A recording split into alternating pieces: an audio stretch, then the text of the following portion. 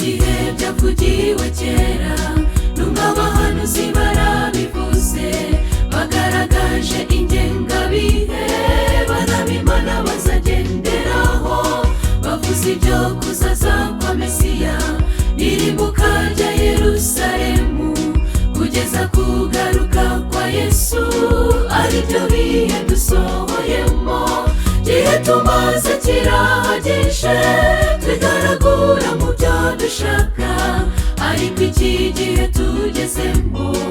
igihe cyo guhindura byinshi tugendere mu mirimo myiza kuko nyuma hari urubanza ruzacirwaho abanze kumva basuzuguye ubutumwa bwiza gihe tumaze kirahagije twigaragura mu byo dushaka ariko iki gihe tugezemo igihe cyo guhindura byinshi tugendere mu mirimo myiza kuko nyuma hari urubanza ruzacirwaho abanze kumva basuzuguye ubutumwa bwiza.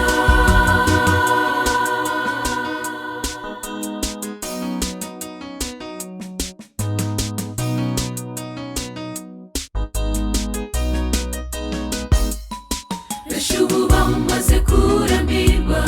bahakanye ibyo babwirizaga birunduriye mu by'isi gusa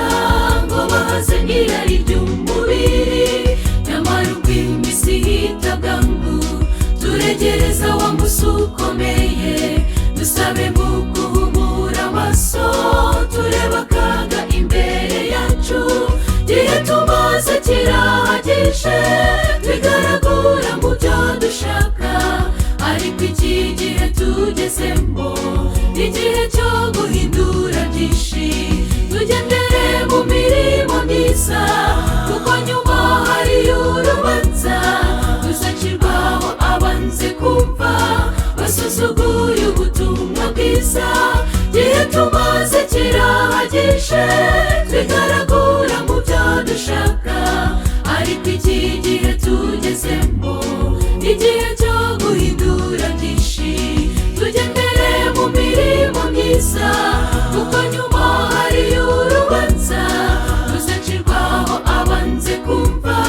basuzuguye ubutumwa bwiza.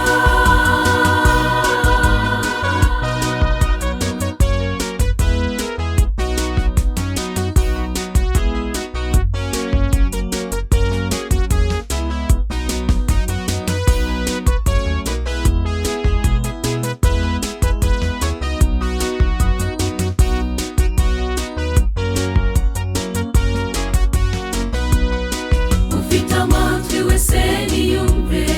ufite amaso nawe yirebere mbese mu minsi waba umaze ku isi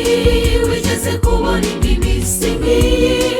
abantu ntibagitinya Imana ibyo yahamije byaranzwe rwose biziba amatwi batumva ukuri ntibazabura gucirwa urubanza gihe tumaze kirahagije twigaragura mu byo dushaka ariko iki gihe tugezemo